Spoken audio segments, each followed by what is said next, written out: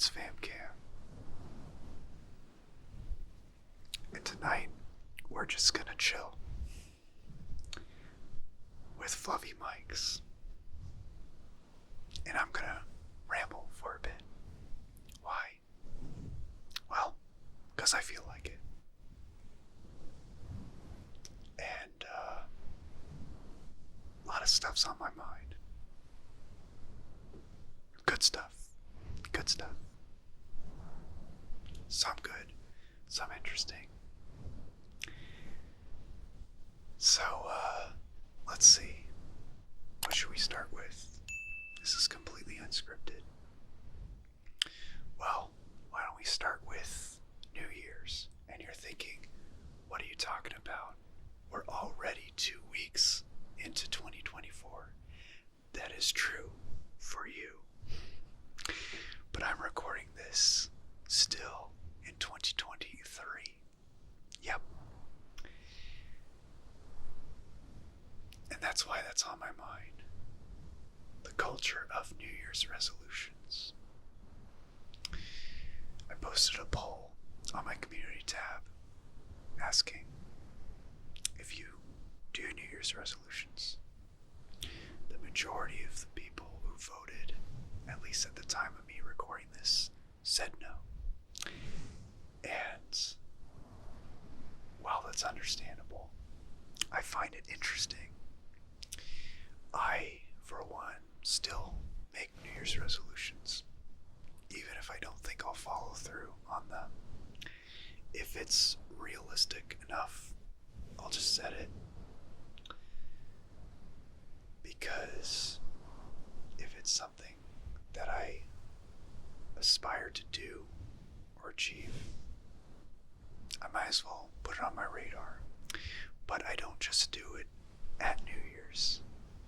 I do it whenever I think of it. I just happen to call it New Year's resolutions if I think of it at the end of the year. Now, I say this because a while ago I can't remember who said this, but somebody said that January 15th or so is like the cutoff for most people. When most people set a resolution, they tend to have abandoned it by the 15th. But the truth of the matter is, even if you have abandoned it,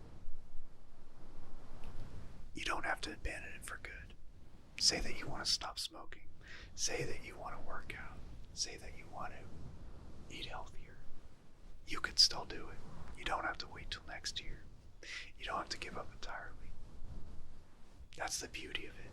You can do it on your own schedule, at your own pace. There's no real failure as long as you keep going. Now, I didn't want this to be a motivational video, but like I said, this is totally unscripted and just saying what comes to my mind. But that being said, let's talk about something else. How about the beach? Because one of my favorite triggers is Fluffy Mike, as you're hearing right now. And one of the big reasons is it reminds me of relaxing at the beach and listening to the waves. Or chilling up in the mountain, listening to the wind blow by, especially from the valley. Or listening to cars from the distance. Not everybody finds cars relaxing. In fact, a lot of people, when they record an ASMR video, they'll edit out car sounds, which I do a lot of the time. Or they'll apologize when a car's driving by. But truth be told, if it's not too close and loud, I find it soothing if it's in the distance. And why is that? Because when I was a small child, I stayed at my grandparents' house a lot, and they only lived a few houses down from a rather busy street. So You could hear cars drive by constantly, but it was just the right distance for it to be quiet enough and soothing sounding enough. I used to fall asleep to listening to those cars. This was when I was like preschool, kindergarten age. And so it personally gives me that hit of nostalgia. But of course, I understand that it's not for everyone. And I sometimes wonder if it would be for me if it was, in fact, not a nostalgic thing for me. But it is what it is. But sometimes the fluffy mic sound reminds me of that too. Just anything in the distance going.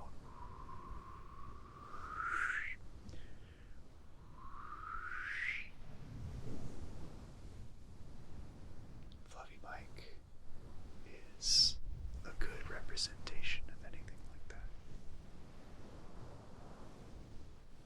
Plus, it's a really great, smooth trigger that doesn't require a lot of thought processing. As some of you know, I'm autistic and ADHD, and my mind goes haywire constantly. That's why I'm very drawn to triggers that don't require a lot of thinking.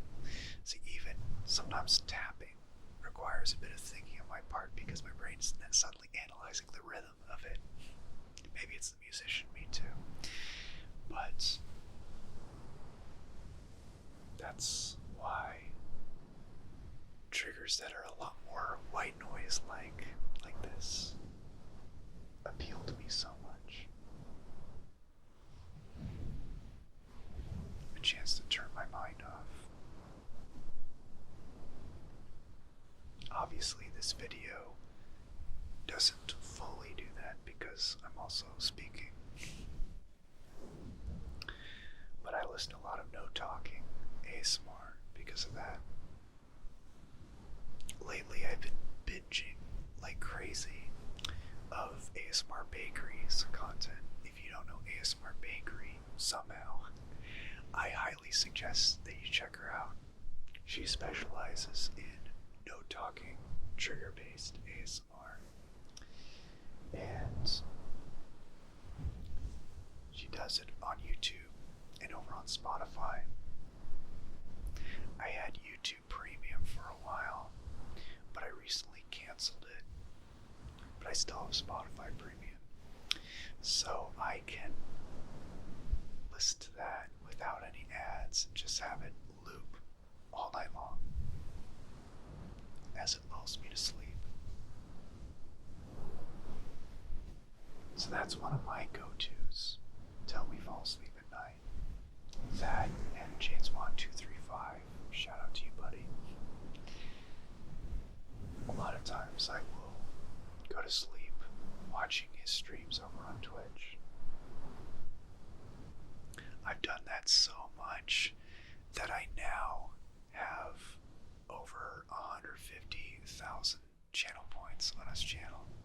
Now, if you're not on Twitch and you don't know what that is, on Twitch, when you watch a stream, you slowly rack up points that you can use to redeem rewards. And each streamer has set rewards that you can use those points to say you want to redeem a trigger, or you want to get them to do something funny or tell a story or something like that. On my Twitch channel, I have a bunch. You can get me to eat spicy food on stream. You can get me to wear a tuxedo. You can get me to do the Gene Simmons tongue like this. Or you can request triggers that way, of course. And I do a bunch. Starting in 2024, I've been, or in the perspective of me recording, I will be, but as of the time of posting this, See, that's another autistic trait. We're so literal. But anyway, posting shorts on YouTube and longer versions of said shorts on the Clock app. If you know, you know. Mostly of triggers that I do. I have a whole dresser, aka a whole chest of drawers, full of items that I use as triggers in ASMR. Mostly on Twitch. Well, I guess now on YouTube too, because I multi-stream Twitch and YouTube. But Twitch is where you can use the channel points to request said triggers. But I still broadcast it on YouTube too, because I know some people don't really care about Twitch and don't have a Twitch account or don't want anything to do with Twitch, and I understand that. And I don't want to leave you Famcamians out that applies to. But anyway, so I forgot where I was going with this, but yeah. Oh yeah, James Vaughn 235. So yeah, he streams typically 5 nights a week and goes for 6 hours per stream, which I don't know anyone who streams as often and as long as he does. The guy is dedicated. He is one of the most underrated ASMRs ever. Like seriously, go follow him on Twitch, here on YouTube, and on TikTok. He does amazing work. And I've fallen asleep to his streams so many times. And I still have the stream open on my phone, so I end up racking up a bunch of channel points while I'm sleeping. And I can use it later to request triggers, which is a sweet deal. He and I actually kind of co-created a parody trigger, if you will. Positive affirmations is really popular in ASMR, of course. And our parody trigger of that is negative affirmations, aka evil affirmations. It's all in good fun though. Like you have a choice of either getting roasted or just a story of like everything going as chaotic as possible. Perhaps I should throw in an example. You're sitting on a beach and you are very relaxed. You feel the calm ocean waves submerging you, but unfortunately there's so much pollution in the water and it's become very acidic, so it's slowly melting away your flesh. That's got a little graphic. They don't always get that graphic, but you get my point. Sometimes it involves you tripping or breaking something or something like that. If you want me to do an evil affirmations video, let me know in the comments down below. I'm seriously considering doing one. Or 12. Maybe I'll do some shorts involving them too. That'd be great.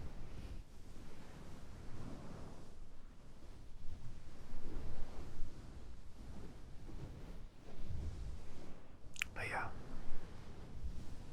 starting that eval affirmation that I just told on the beach, it came to mind because, again, I'm doing Fluffy Mike. I love to drive down to the beach. I live maybe an hour away from the beach and watch the sunset. So one of the perks of being on the West Coast is you can watch the sunset behind the horizon of the endless abyss. It's so cool.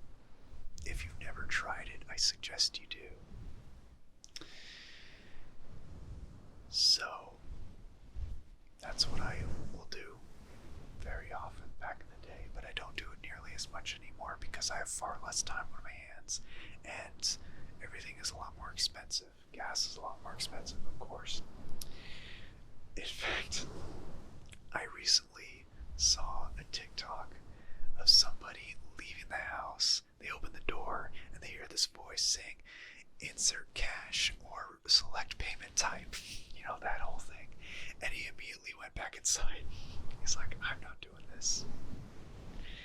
become a meme. Every time you leave the house, it costs money. But the truth of the matter is, there are plenty of things you can do for free leaving the house. And you could leave the house without spending a dime. For example, going for a stroll. Going for a walk around the block, something like that. Or going out front to simply watch the sunset, just thinking that may be on. Going for a hike. Now you might say, you have to drive there. Not necessarily. If you live close to a hiking spot, you could just walk all the way to that hiking spot. And then continue hiking. Now, if walking is not your thing, there are plenty of other things you can do too. You can go up front and draw. Maybe draw the environment around you. Or you can ride a skateboard. If you're in a wheelchair, you can roll that around too. It's still a great way to get out of the house, get some vitamin D, and get some fresh air.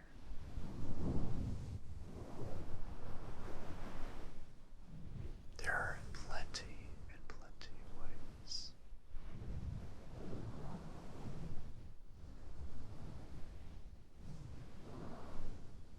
Are you an outdoor person or an indoor person? Let me know in the comments down below. I consider myself to be a bit 50-50 between the two. I seem like somebody who's always outside in the eyes of most people on the internet. Because, let's be real, a lot of people on the internet almost never go outside. And I don't blame you. But, I get really, really severe cases of seasonal affective disorder, aka SAD, very easily this time of year. And the best way I combat it is to spend a lot of time outdoors, moving my body, getting some sunlight, getting some fresh air. It helps a ton. Like, that alone helps a ton. Years ago, I spoke to a therapist about this. I couldn't find any motivation. I'm feeling depressed all the time, and it's not even because of anything that's been happening to me. I just feel this way all the time. And it was like this time of year. And he said, "Do you have a Fitbit?" And I was like, "Yes, I actually do." And he's like, the step tracking feature, how it suggests that you take 10,000 steps a day. Make sure you do that. It actually does make that big of a difference." And I was like, okay, I've been meaning to get back outdoors. Maybe this will be a great motivation for me. And it was, and it worked. Last year, I made the decision to stick with getting 10,000 steps a day strictly every single day, starting December 1st. And by last year, I mean 2022, in the perspective of when I'm filming this. December 2022, December 1st, I started taking 10,000 steps a day. Now, a few months later, I kind of stopped and did it off and on. But doing it through wintertime was a game changer for me. Again, if you are unable to take steps, I highly recommend taking a different approach that you are able to. But the bottom line is, get your body moving. Once again, get your body moving in some way or form. Get some sunlight, get some fresh air. I know I keep saying that over and over again, but I can't stress enough how much that has been a game changer for me and how much it could be a game changer for you. I just can't help but share what helps me so much, because that is why I do these videos, because I want to help people, help people relax, help people feel better, help people feel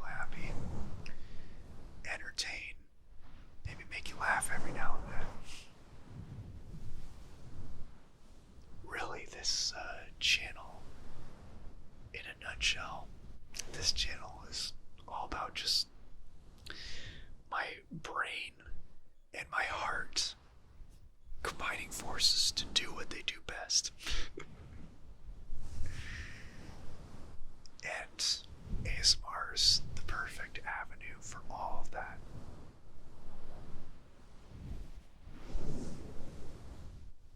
Not to mention, it's a perfect opportunity to give back after all the great things that ASMR's done for me, and all the great things that all the ASMRs that I look up to have done for me. And there's a laundry list of them, many of which I eventually became friends with after becoming an ASMRist, which is amazing. I was a really, really shy person before I started making content. I still am to a degree, but like, I was shy to the point that I never commented on any videos when I was just watching. Making videos kind of motivated me to make comments, because I know that when you make content, you gotta also be present in other people's content as well to help you grow. And yes, I did have that as like this kind of selfish motivation to begin with. I admit that. But as I kept doing it, I realized this is one of the coolest things ever, you know? Because as introverted as I am, there is a very social side of mine, and I don't have a lot of opportunities to do that IRL compared to doing so online.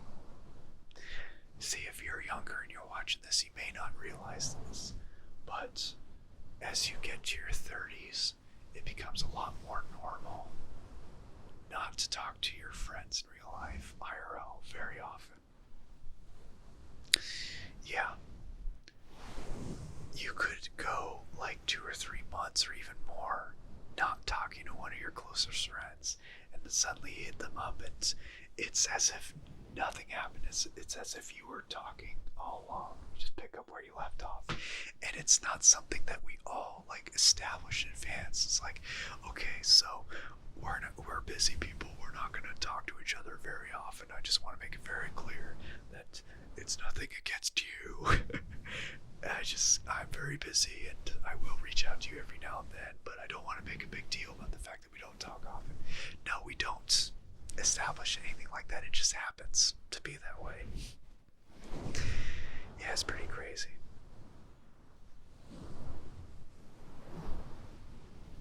And part of the reason why that is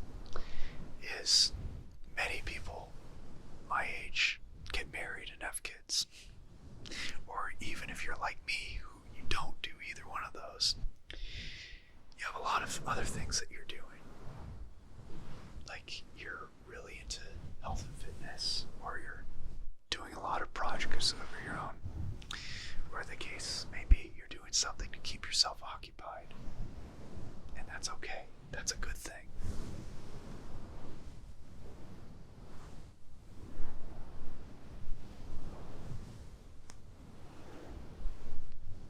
And you don't have to be keeping up with everybody else. You don't have to have the fanciest car. You don't have to have the fanciest house. You don't have to find the perfect person. Or if you do, you don't have to find it at a young age. I promise you, it does not matter at all. What matters is if you're taking care of yourself, you're taking care of the people around you. And just enjoy yourself. But also be responsible. As cliche and corny as it is. Tech aside, don't spend a lot of money. Oh, and rent aside, because I live in California and everything is colossally expensive here. But I, generally speaking, don't spend a lot of money on things that I don't need, or even things that I do need, for that matter. The older I get, the more minimalist I become. In fact, my background has gotten a little bit more minimalist. There's a few things that I've donated as of late, and a few things that I've moved over to another side of the house, and now I have a lot more space behind me, which honestly helps a lot because clutter gives me so much anxiety. And the last several years, I've been decluttering like crazy. I used to be a bit of a hoarder. I grew up on the idea that you should never get rid of anything ever. Keep everything you've ever had.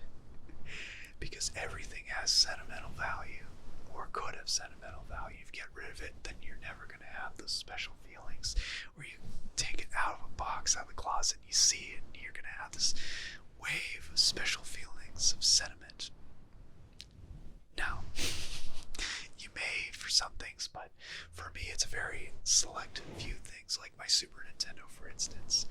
That thing made me a gamer, but the truth of the matter is, if it broke tomorrow, I would get rid of it. I still have it because it still works, and I still play it. But, yeah.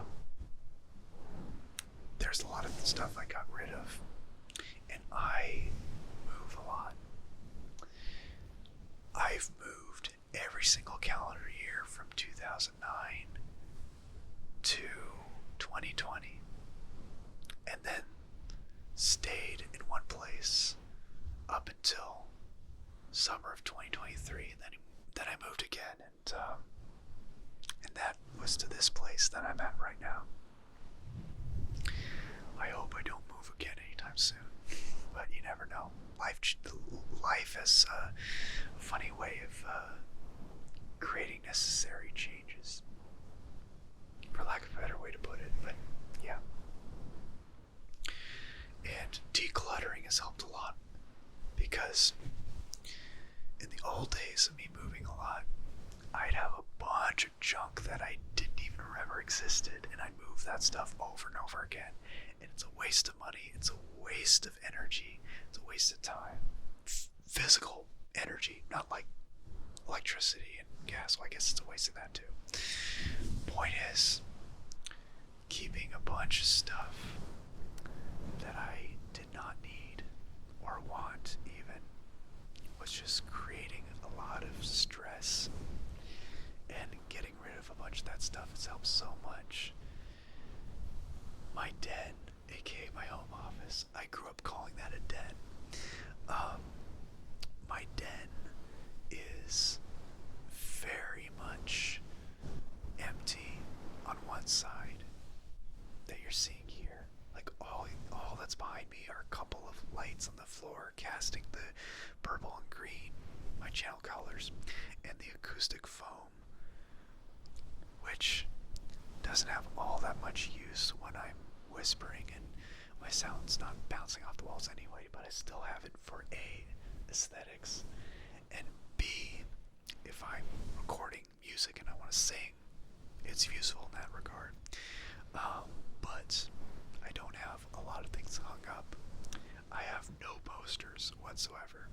I have nothing hung up in the walls in my bedroom next door. And in my bedroom, all I have is my bed. I do have a TV in there, which I don't use very often, but sometimes I do when I want to watch something while I work out, or fold laundry, or clean my room in general. A lot of times I watch this channel called According to Nicole. According to Nicole is a channel that talks about financial responsibility and minimalism and how to live a simple, happy life, things like that. I highly recommend you check her out. She also inserts a lot of funny clips from cartoons and other TV shows and movies and whatever to further a point that she makes. Like talking about credit card debt. Sometimes sometimes when she brings that up, she'll put a clip of Bart Simpson going, "Wow, my own credit card," or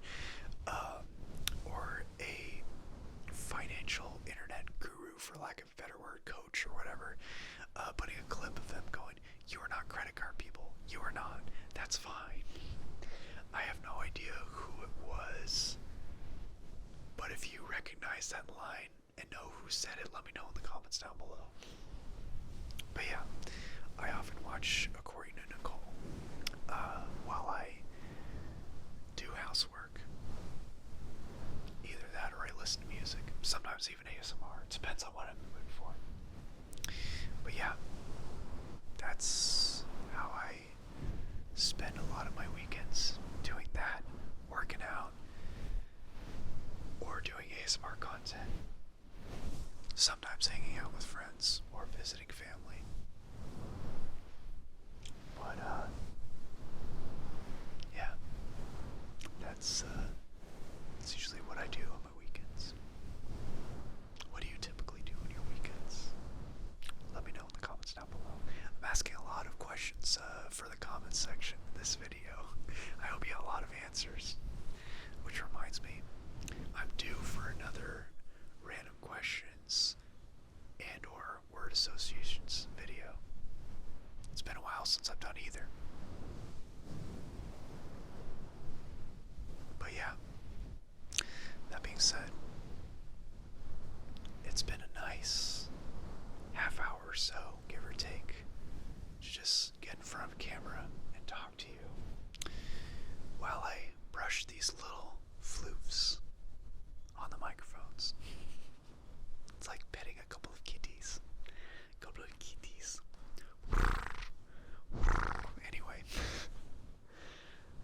Anyway, with that said, thank you so much for watching. Thank you so much for listening. Be sure to hit that like button, comment down below, answering any of the questions I had, or if you just want to say hi or anything like that. Be sure to click subscribe if you haven't already. Ring the bell. I post at least once a week, and I now post shorts every day. So yeah, fun new addition to my channel in 2024. And with all that said, I look forward to seeing you in the next video. And remember, as always, stay chill.